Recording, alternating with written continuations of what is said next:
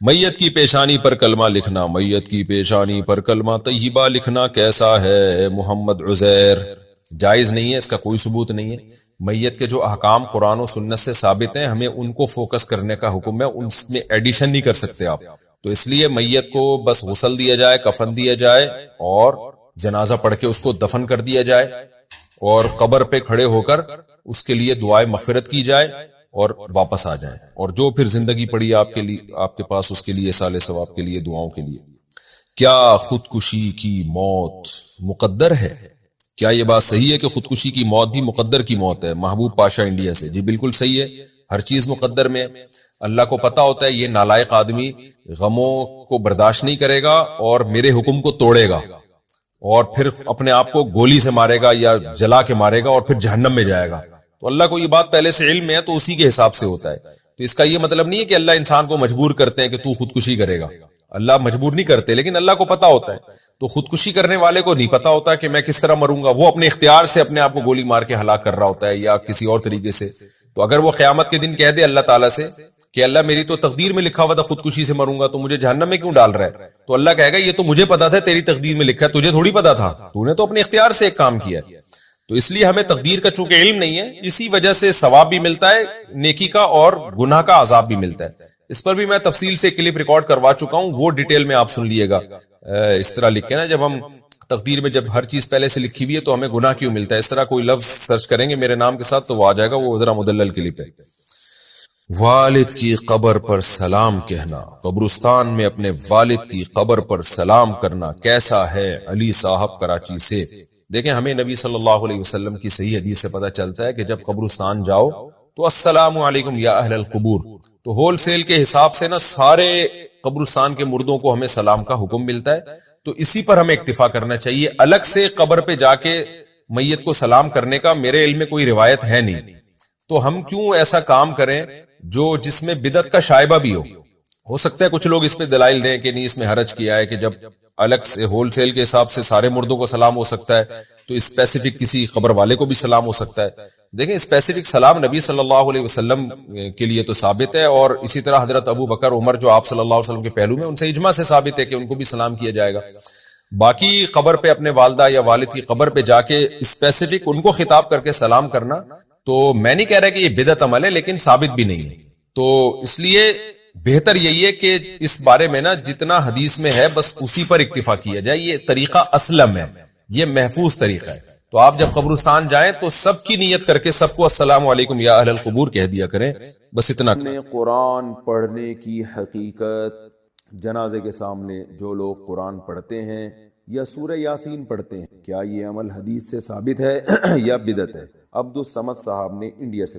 جنازے کے سامنے اسپیشل جنازے کی وجہ سے قرآن پڑھ سورہ یاسین، میرے علم میں ایسی تو، اور جب تک جنازے کو نہلایا نہ گیا ہو تو اس کے سامنے تلاوت کرنے کو فقہاء نے غلط لکھا۔ تو جب تک جنازے کو نہلایا نہ جائے تو پھر نہلانے کے بعد آپ اس کے سامنے قرآن پڑھ سکتے ہیں، لیکن کوئی سنت عمل نہیں ہوتا۔ یہ ہے کہ جب جنازے کو نہلا کے لایا جاتا ہے، گھر میں رکھا جاتا ہے، تو جب تک یعنی نماز جنازہ کے لیے لوگ جمع نہیں ہوتے، میت کو گھر میں رکھا جاتا ہے، تو اس دوران علماء یہ کہتے ہیں کہ اس کے پاس بیٹھ کے قرآن کی تلاوت کریں۔ وہ اس لیے کہتے ہیں کہ ورنہ اگر تلاوت نہیں کریں گے تو ادھر ادھر کی فضول باتیں کرنا شروع کر دیں گے، غیبتیں بھی شروع کر دیتے ہیں۔ اب جنازہ رکھا ہوا ہے تو بہتر ہے نا کہ اللہ کو یاد کیا جائے، اللہ کا ذکر کیا جائے، آخرت کی یاد کو تازہ کیا جائے۔ تو علماء اس لیے کہتے ہیں کہ وہاں بیٹھ کے قرآن پڑھ لو یا سورہ اخلاص پڑھ لو، سورہ یاسین پڑھ لو، کوئی بھی سورت پڑھ لو، تاکہ آپ فضول چیزوں میں اپنا ٹائم برباد نہ کریں، اس وجہ سے کہا جاتا ہے۔ اور اس میں پھر جنازے کی میت کی ایصال ثواب کی نیت بھی کی جا سکتی ہے، کیونکہ اس میں بہرحال فقہاء کا اختلاف ہے کہ میت کے لیے قرآن پڑھنا جائز ہے یا نہیں ہے۔ اور صدقے کے بارے میں تو ہمیں حدیث ملتی ہے کہ آپ صلی اللہ علیہ وسلم سے صحابیہ نے پوچھا فاتصدق عنہا، میری ماں کا انتقال ہو گیا، میں صدقہ کروں؟ آپ نے فرمایا ہاں۔ تو جمہور علماء نے اس سے استدلال کیا کہ جب صدقہ بھی ایک نیکی ہے تو وہ نیکی پہنچائی جا سکتی ہے میت کو، تو اس میں ایک علامت بیان کی ہے کہ کوئی بھی نیک عمل پہنچایا جا سکتا، تو قرآن کی تلاوت بھی نیک عمل ہے۔ بعض فقہا کہتے ہیں کہ نہیں، صدقہ تو جائز ہے کیونکہ حدیث میں صدقے کا ذکر ہے، تلاوت کا ذکر نہیں ہے، لہذا تلاوت جائز نہیں۔ تو اختلاف رائے ہے اس میں۔ بر صغیر میں چونکہ فقہ حنفی کو فالو کیا جاتا ہے، اور میری رائے میں فقہ حنفی کی دلیل بہت مضبوط ہے، کیونکہ احادیث میں آپ صلی اللہ علیہ وسلم نے ہمیشہ اصول یہ رہا ہے کہ جزئیے کے ضمن میں کلیات سکھائے جاتے ہیں۔ جیسے قرآن میں آتے ہیں نا لا تقل لہما اف، ماں باپ کو اف مت کرو، تو یہ ایک مثال ہے، مطلب یہ کہ تکلیف نہ دو. تو اسی طرح جو حدیث میں آتا ہے صدقہ کر سکتے ہو میت کے لیے، تو ایک مثال ہے، مطلب یہ کہ کوئی بھی نیکی کی جا سکتی. اور دوسری بات یہ کہ حنفیہ کا جو قول ہے نا اس میں ذرا وسعت زیادہ ہے، اللہ کی رحمت کو آپ پھیلا دیتے ہیں کہ بھئی اگر میت کے لیے تلاوت بھی جائز ہونے کا ہم فتویٰ دیں گے تو اس سے اس بہانے لوگ تلاوت کریں گے، ثواب حاصل کریں گے، اور اللہ سے امید ہے کہ اللہ اس میت کو ثواب پہنچائے گا. تو اچھا ہے نا، اللہ کی رحمت سے اچھی امیدیں لگائیں. تو ویسے بھی شریعت کا مزاج ہے کہ جس چیز میں رحمت والا عنصر غالب ہو اس قول پہ آپ کو فتویٰ دینا چاہیے. یہ ہماری رائے ہے. اگر کوئی اس سے اختلاف کرتا ہے تو وہ اس کا اپنا مسئلہ ہے. تو اس لیے جنازے کے پاس قرآن پڑھنا الگ سے کوئی اس کی فضیلت ہمارے علم میں نہیں ہے حدیث، لیکن کہا اس لیے جاتا ہے کہ وہاں بیٹھ کے ادھر ادھر کی باتیں کرنے سے بہتر ہے کہ آپ قرآن پڑھیں. البتہ قرآن خوانی میت کے لیے یہ جائز نہیں، کیونکہ قرآن خوانی کہتے ہیں کہ لوگوں کو قرآن پڑھنے کے لیے جمع کرنا. تو قرآن پڑھنے کے لیے جو جمع ہے نا تو اجتماعی عمل کے لیے ثبوت ضروری ہے. یہ خوب ذہن میں رکھیں. جیسے آپ اپنے طور پر 2 نفل کبھی بھی پڑھ لیں جائز ہے، لیکن اگر آپ لاؤڈ سپیکر میں اعلان کرتے ہو یا کارڈ چھپواتے ہو یا منادی کراتے ہو آؤ میں اشراق کے 2 نوافل پڑھ رہا ہوں، تمام حضرات سے گزارش ہے کہ مسجد میں آ جائیں، اب یہ اجتماعی عمل بن گیا، یہ بدعت ہو جائے. تو اجتماع کے لیے آپ کو دلیل کی ضرورت ہے. اس لیے علماء کہتے ہیں کہ اجتماعی قرآن خوانی یہ بدعت عمل، کیونکہ یہ ایصال ثواب کے لیے آپ ایک عبادت کر رہے ہیں اور اجتماعی سطح پہ. تو ہمیں نہیں ملتا صحابہ کرام میں کہیں کسی نے کبھی اجتماع کیا ہو. حضرت ابو بکر کا انتقال ہوا، کہیں نہیں ملتا کہ حضرت عمر نے تمبو لگایا ہو اور سب لوگوں کو جمع کر کے ان کی قرآن خوانی کی ہو. حضرت عمر کی شہادت ہوئی تو کہیں نہیں ملتا کہ حضرت عثمان نے ان کے لیے قرآن خوانی کی ہو. یہ ثابت نہیں ہے اور اس پر علماء کے فتاوی بھی موجود ہیں. البتہ برکت کے لیے قرآن خوانی ایک الگ چیز. برکت کے لیے یعنی مکان دکان کی برکت میں جو قرآن خوانی ہے وہ عبادت نہیں ہے، وہ از قبیل رقیہ ہے، رقیہ دم. تو اس کے لیے ثبوت کی ضرورت نہیں. لیکن بہرحال بعض علماء اس کو بھی بدعت اس لیے کہتے ہیں، بدعت تو نہیں یعنی بدعت کی تائید کا ذریعہ بنتی. تو بعض علماء کہتے ہیں کہ اس زمانے میں برکت کے لیے بھی قرآن خوانی نہیں کرنی چاہیے، بلکہ برکت کے لیے گھر کے اپنے لوگ مل کے قرآن پڑھ لیں یا نماز پڑھ لیں یا دعا مانگ لیں. لیکن بہرحال اگر کوئی برکت کے لیے قرآن خوانی کرواتا بھی ہے تو اس کی بہرحال گنجائش موجود ہے. احتیاط اسی میں ہے کہ اس کو ترک کیا جائے، کیونکہ لوگ ایصال ثواب اور برکت والی قرآن خوانی میں فرق محسوس نہیں کرتے، تو وہ دونوں کے ایک ہی سمجھتے ہیں. اس سے پھر بدعت کی تائید ہوئی. تو اس لیے اسلامک بینک کو ہم نے اس وقت تحقیق کے بعد جائز قرار دیا جبکہ بینک ہمارا اکاؤنٹ کھول ہی نہیں رہا تھا. یہ بالکل ایسا ہی ہے جیسے درباری سرکاری لوگ ہمیں کہتے ہیں نا سرکار سے پیسے لیتے ہیں. سرکار سے نہ صرف یہ کہ ہمیں پیسے نہیں مل رہے، الٹا نقصانات ہو رہے ہیں سرکار سے ہمیں. پھر بھی سرکار کا کوئی صحیح کام ہوگا اس کو صحیح کہہ دیتے ہیں، غلط کام کو غلط کہہ دیتے ہیں. تو ہر ایک میں یہ ظرف نہیں ہوتا، تو ان کو سمجھ میں نہیں آتا کہ ایسا کیسے ہو سکتا ہے. تو اب یہ ایک سوال پیدا ہوتا ہے اسلامک بینک میرا اکاؤنٹ کیوں نہیں کھول رہے تھے؟ سوال پیدا ہوتا ہے کہ نہیں ہوتا؟ تو وہ اس لیے نہیں کھول رہے تھے کہ وہ دور تھا جب بڑی لڑائیاں چل رہی تھیں طالبان کی، ٹی ٹی پی کی، پاکستانی طالبان کی سوات میں بڑی لڑائیاں چل رہی تھی نا، آرمی کے ساتھ پھڈے ہوئے تھے. میرا حلیہ یہ ہے، میں اس حلیے میں جاتا تھا بینک میں، تو وہ مجھے سمجھتے تھے کہ یہ بھی کوئی دہشت گرد تنظیم سے اس کا تعلق ہے، ڈرتے تھے. میں کہتا تھا بھائی میں سیدھا سیدھا یہیں کا رہنے والا آدمی ہوں، پگڑی ٹوپی نہیں بھائی، آپ کا حلیہ گیٹ اپ خطرناک. اب یہ تو نہیں ہو سکتا کہ میں پینٹ شرٹ پہن کے چلا جاؤں ان کے پاس. تو اس خوف سے کھولتے ہی نہیں تھے اکاؤنٹ. یہ مسئلہ. تو خیر، لیکن اتنی بات ضرور ہے کہ جو چاہے اسلامک بینک ہو چاہے سودی بینک ہو، پیسہ بچانے کے لیے بینکوں میں پیسہ رکھنا حماقت کی اعلیٰ مثال. پیسہ بچانے کے لیے بینکوں میں رکھنا، ایک تو ہوتا ہے حفاظت کے لیے بینک میں رکھنا کہ اس میں ٹرانزیکشن آسان ہوتی ہے، کہیں پیسے بھیجنا ریسیو کرنا، اس کے لیے اکاؤنٹ کھلوانا آج کل مجبوری ہے. تنخواہیں بھی جو آتی ہیں آج کل بینکوں میں ہی آتی ہیں، ریلائبل جتنے بھی ادارے ہیں ان میں ٹیکس کٹتا ہے، اس کے لیے اکاؤنٹ کھولنا ٹھیک ہے.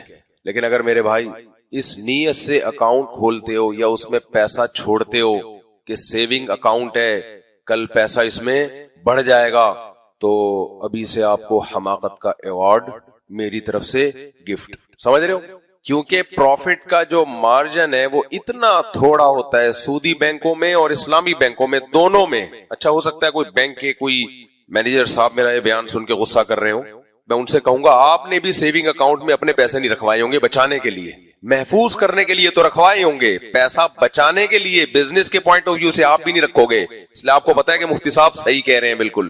سمجھ رہے ہو کہ نہیں سمجھ رہے؟ پروفٹ اتنا تھوڑا ملتا ہے، ایسا ترسا کے اس میں بھی ٹیکس کٹتا ہے. پھر وہ پروفٹ آئے گا آپ ایک دم تھوڑے سے خوش کہ تھوڑا سا تو کچھ کھچڑی انہوں نے کھلائی، اس میں سے جو ٹیکس کٹے گا وہ کھچڑی میں سے بھی جو بوٹیاں بوٹیاں تھیں, جو پلاؤ میں سے جو بوٹیاں بوٹیاں تھیں وہ بھی کھا گئے. سمجھتے ہو کہ نہیں سمجھتے؟ تو اس لیے پیسہ سیو کرنے کے لیے تو اکاؤنٹ کھلوائے جائیں تاکہ اس میں ٹرانزیکشن آسان ہو. کہیں بیرون ملک سفر کرنا ہوتا ہے تو بینک اسٹیٹمنٹ دیکھی جاتی ہے. ان سب چیزوں کے لیے ویل ڈن, بہترین. پیسہ کمانے کے لیے اگر آپ نے سیونگ اکاؤنٹ کھولا ہے, چاہے اسلامی ہو چاہے سودی ہو, تو اگر آپ کے کوئی رشتہ آئے نا, کوئی لڑکی آپ کے داماد آئے رشتہ لینے کے لیے, بننے والا داماد, تو اس سے پوچھ لیا کریں کہ تم نے بینک میں پیسے کیوں رکھوائے. اگر وہ جواب میں کہتے ہیں اس لیے رکھوائے تو میں پیسہ کماؤں گا, تو رشتے کا انکار کر دیا کریں. یہ بے وقوف آدمی آپ کے بچی کے مستقبل کو بھی تباہ کرے گا. اتنی بے وقوف والے کام کر رہا ہے, اس کا مطلب یہ بندہ ٹھیک نہیں ہے. بس سوچنے کے لیے کھوپڑی بولو نہیں ہے.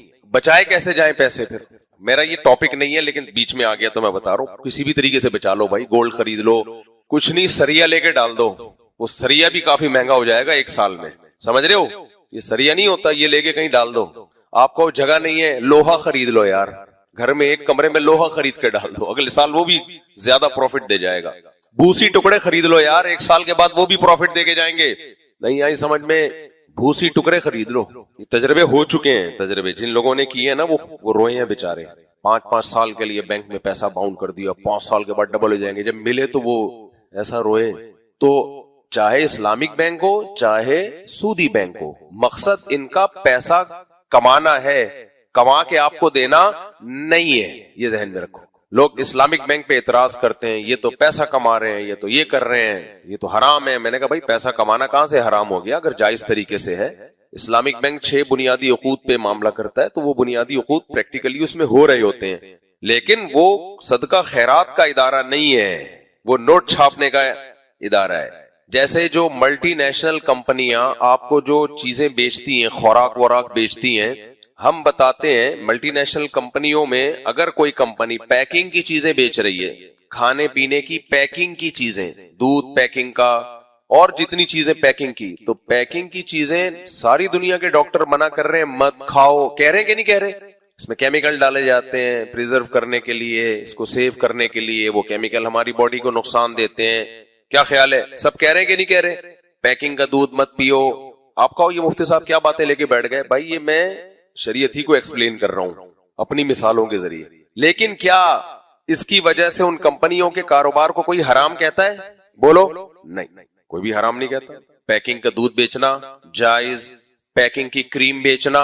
ایک ملائی وہ ہوتی ہے جو ہم صبح صبح دودھ سے نکال کے کھاتے ہیں, کبھی چوری بھی کرتے ہیں, گھر سے چوری ہو رہی ہے, کبھی بتا کے بھی لے لیتے ہیں ملائی.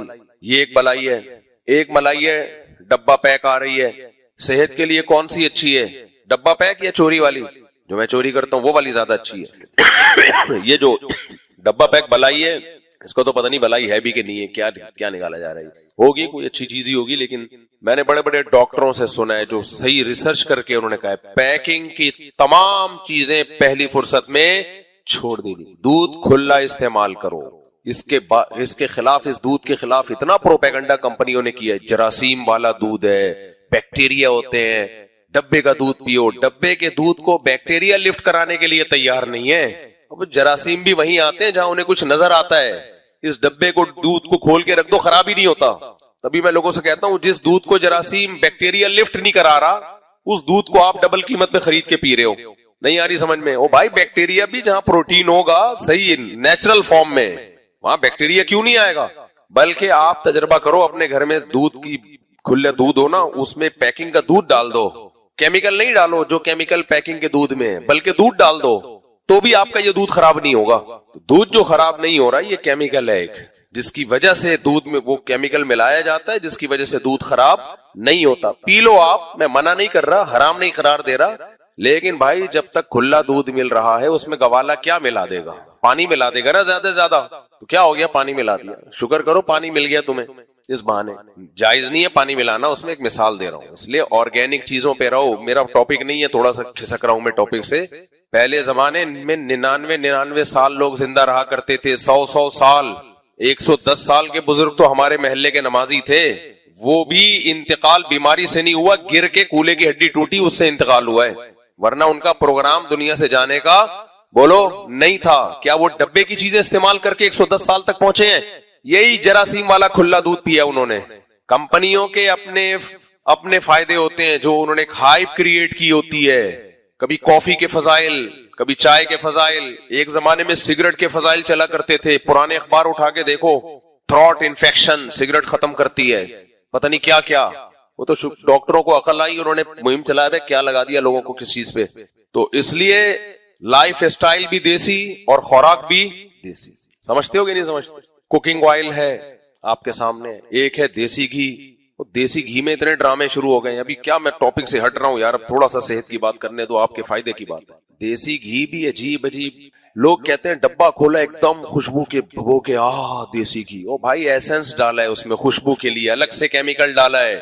اپنے باپ دادوں سے پوچھو، اتنا تو چرنے والی گائے کے گھی میں خوشبو نہیں آتی تھی. ہر چیز میں 2 نمبر ہی یار، خدا کا خوف نہیں ہے. کھولیں گے نا دراصل لگائیں گے ایسی خوشبو ہے، ابے کیا کر رہا ہے. اگر تم نے کچھ ڈالا ہے اس کے اندر خوشبو کے لیے تو لکھ دو نا ڈبے پہ، جھوٹ کیوں بول رہے ہو. دیسی گھی وہی ہے، بھینس سے دودھ نکالا، مکھن نکالا، گرم کر کے گھی بنایا، یہ ہے دیسی گھی. اچھا دودھ بھی بڑے ڈرامے ہیں دودھوں میں. 2 دن نا میں پتا ہے ابھی پچھلے 2 دن بیماری کی حالت میں بھی 2 دن پھرتا رہا ہوں دیسی گھی کی تلاش میں. آپ کہو دیسی گھی 2 دن تک مفتی صاحب کو نہیں ملا؟ خالص گھی واقعی نہیں ملا. ہو سکتا ہے اب دکان والوں کے فون آئے، مفتی صاحب ہمارے پاس ہے دیسی گھی. اور بھائی دیسی گھی کی جو میری نظر میں ڈیفینیشن ہے وہ الگ ہے، آپ کی نظر میں بولو الگ ہے. آپ جس کو دیسی گھی کہہ رہے ہو ہم اس کو دیسی گھی ہے، دیسی نہیں ہے وہ. جلدی سے ٹاپک کر کے نا پھر بات ہو گئی ہے. تو پہلی بات یہ کہ آپ گائے کو کھلا کیا رہے ہو. گائے کی جو نیچرل غذا ہے وہ تو گھاس ہے، ہرا ہے. آپ ونڈے شنڈے اور پتہ نہیں کیا کیا اس کے نام رکھے ہوئے ہیں. پہلی بات خالص آسٹریلین گائے جو ہے اس کا دودھ گائے کا دودھ نہیں ہے گائے کا دودھ ہی ہے. وہ دودھ نہیں ہے جو ہماری دیسی گائے کا دودھ ہے. دونوں میں بہت فرق ہے. سمجھتے ہو کہ نہیں سمجھتے؟ گائے میں کچھ منرلز ہوتے ہیں جس کی وجہ سے اس کے دودھ کا رنگ پیلا ہوتا ہے. آسٹریلین گائے کے دودھ کا رنگ وائٹ. ان کمبختوں نے کراسنگ کر کے کراس بریڈنگ کر کے گایوں کی نسلوں کی بیڑا غرق کر دیا ہے. تو دودھ زیادہ ہوگا اس کا، کریم بھی زیادہ ہوگی یا پتلا ہوگا جو بھی ہوگا، لیکن دودھ زیادہ ہوگا، کوالٹی اس کی اچھی نہیں ہوگی. کوالٹی ہماری دیسی گائے کی اچھی ہوتی ہے. بہت معذرت چاہتا ہوں میں آج ٹاپک سے ہٹ گیا، لیکن اس کو کمپلیٹ کر کے پھر ہم آگے چلتے ہیں. دیکھو حدیث میں گائے کے دودھ کی فضیلت ہے، اس کا مطلب یہ ہمارے مذہب کا بھی کسی حد تک ٹاپک ہے. لیکن کون سی گائے کی نبی نے فرمایا ترم فی الارض، جو زمین میں چرتی ہے. آسٹریلین گائے کا دودھ بیکار، بالکل وائٹ کلر کا ہوتا ہے. میں نے گائے پالی تھی نا، ایک صاحب نے کہا مفتی صاحب میں بھی آپ کی گائے کا دودھ لے جایا کرتا تھا، اتنا اچھا گھی پیلا یلو کلر کا. پھر پتہ نہیں آپ کی گائے کا دودھ کا گھی بھی وائٹ ہو گیا اور گائے کا دودھ بھی کیا ہو گیا، وائٹ ہو گیا. میں نے کہا مجھے پتا ہے ہو گیا تھا. وجہ اس کی ایک ڈاکٹر صاحب کے مشورے پر میں نے اس کو ونڈے پنڈے کھلانا شروع کر دیے تھے. وہ ڈاکٹر نے تو میری خیر خواہی میں مشورہ دیا کہ دودھ کی کوانٹٹی بڑھ جائے. کوانٹٹی بڑھے گی کوالٹی کیا ہو جائے گی؟ خراب. تو دیسی گھی کا مطلب وہ ہوتا ہے جو ونس اپون اے ٹائم ہمارے باپ دادے کھایا کرتے تھے. ونس اپون اے ٹائم بولو ہمارے باپ دادے کھائے. نمبر 1 گائے بھی دیسی ہو.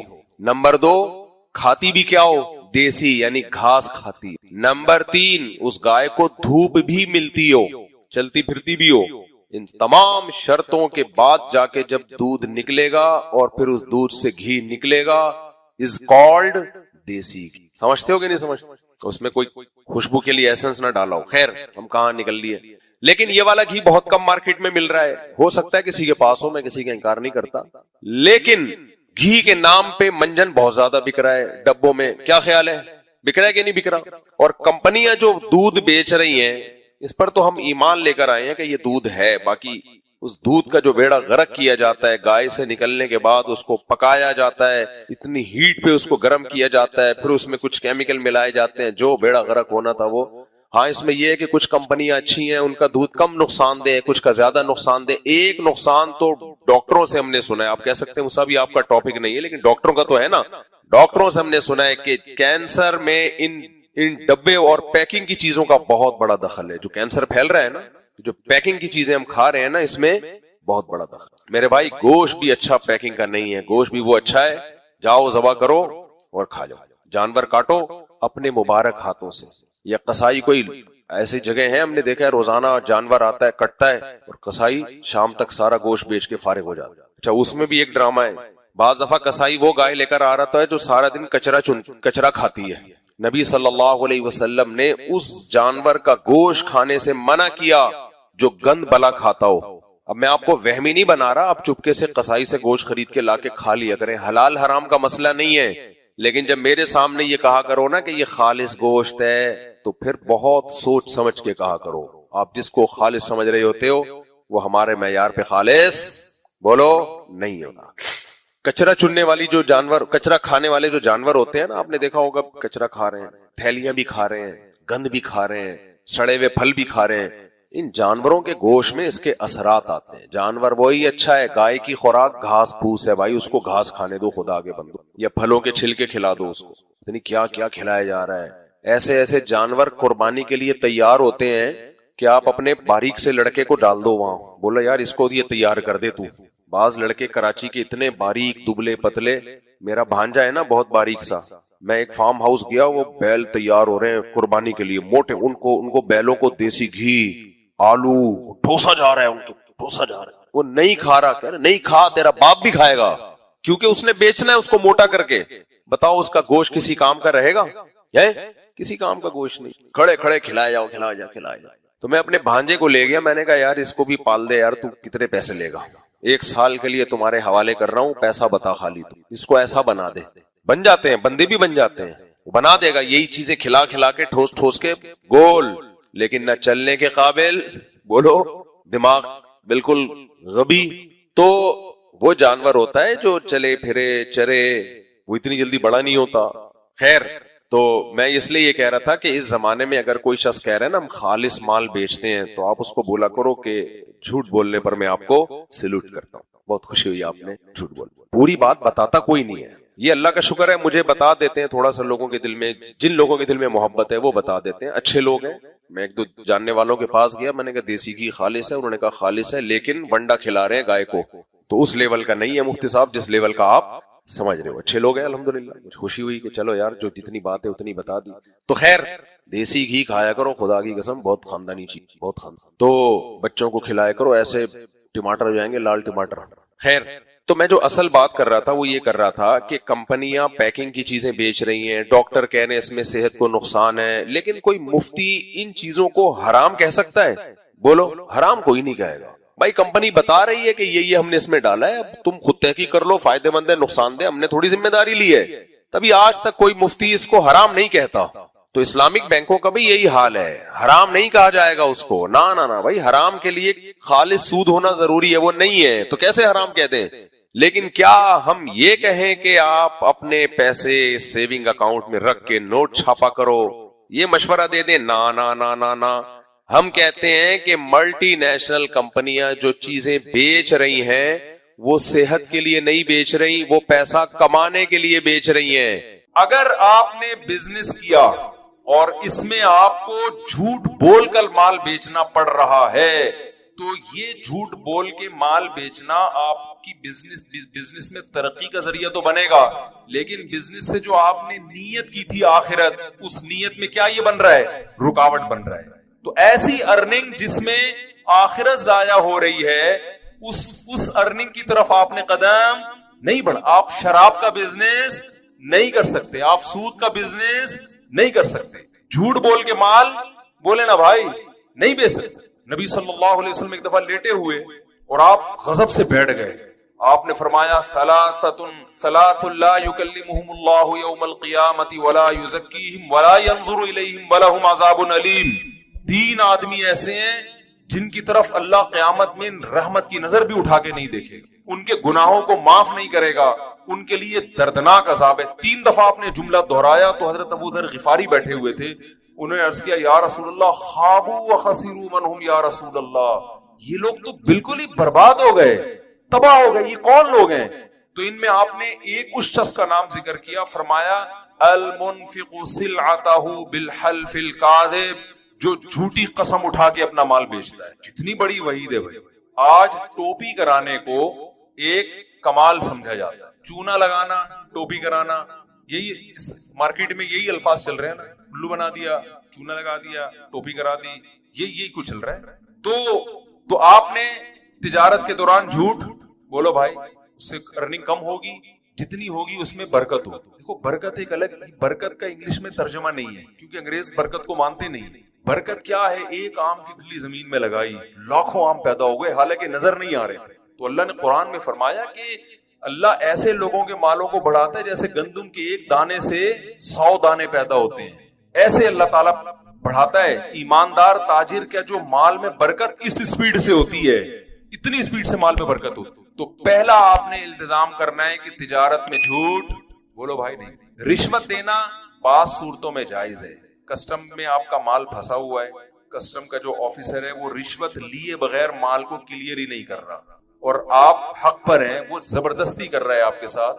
تو میں اس لیے جائز چیزیں بھی بتا دیتا ہوں کہ لوگ پھر کہتے ہیں یار 100% اسلام کے مطابق تو بزنس پھر ہمارے لیے ممکن ہے ہی نہیں. اب اگر کنٹینر آپ کا پھنسا ہوا ہے پورٹ پہ، کسٹم والے کہہ رہے ہیں کہ پیسے دو تو چھوڑیں گے، آپ کہہ رہے ہیں رشوت دینا حرام ہے، لینا بھی حرام ہے، تو اس کا مطلب پھر ظاہر ہے آپ کو یہ بزنس چھوڑنا ہی پڑے گا نا. وہ تو وہیں رہے گا قیامت تک، وہ ایلفی سے چپکا کے چلے جائیں گے. تو رشوت کا اصول یاد رکھیں. یہ میں اس لیے کہہ رہا ہوں کہ کچھ چیزیں لوگ ناجائز سمجھ رہے ہوتے ہیں، حقیقت میں اس کی گنجائش ہوتی ہے، تو وہ علماء سے آپ نے پوچھنا ہے اس کی شرعن کتنی گنجائش ہے کتنی نہیں. رشوت دینا بھی حرام ہے، لینا بھی حرام، لیکن جب دینے والے کا مقصد کسی کا حق ضائع کرنا اور لینا تو ہر صورت میں حرام.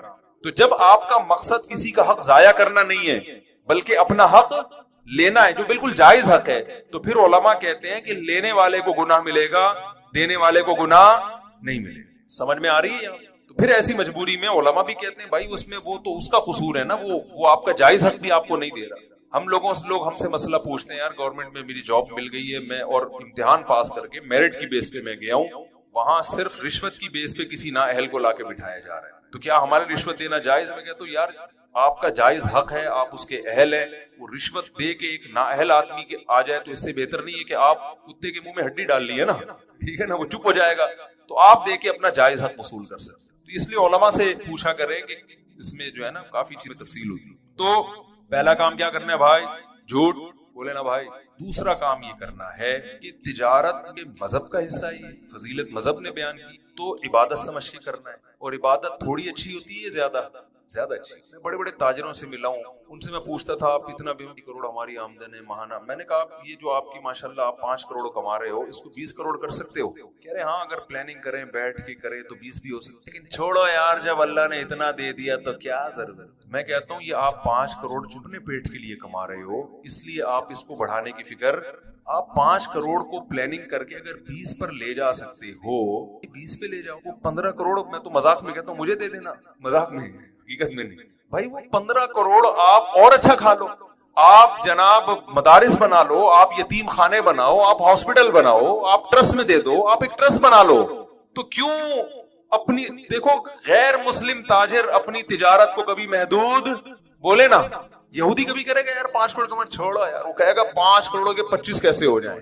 ہاں اس 5 کروڑ کو ہوس کی بنیاد پہ اگر 10 کروڑ کرنا چاہتے ہو یہ شریعت میں پسندیدہ نہیں ہے. اور ہوس کی علامت ہے کہ پھر جائز ناجائز کی پرواہ چھوڑ دیتا ہے. جیسے ہمارے بہت سے سیاسی لیڈر ہیں 5-5 ارب کے اثاثے ہیں لیکن ان کی توند بھرنے کا نام نہیں لی. وہ چاہ رہے ہیں کہ پھر دوبارہ آ جائیں، پھر تو اس پہ حیرانگی ہوتی بھائی تیرا پیٹ اتنا سا ہے، موت کا کوئی بھروسہ نہیں کب آ جائے. تو ایسے شخص کے لیے ضرورت نہیں ہے. اس کے لیے حدیث میں آتا ہے نبی صلی اللہ علیہ وسلم نے فرمایا جسے 2 ٹائم کھانے کو مل جائے، سر چھپانے کے لیے جگہ مل جائے، جسم کسی بڑی بیماری سے پاک ہو جائے، تو گویا پوری دنیا کی دولت سمیٹ کے اللہ نے اس کو دے دی ہے. تو اب ہوس کرنے کی اجازت نہیں ہے. تو اگر ہوس کی بیس پہ آپ 5 کروڑ بھی کما رہے ہو تو غلط ہے، اور ہوس کے بغیر 5 ارب بھی کما رہے ہو تو اس کو 10 ارب پہ لے کر آؤ.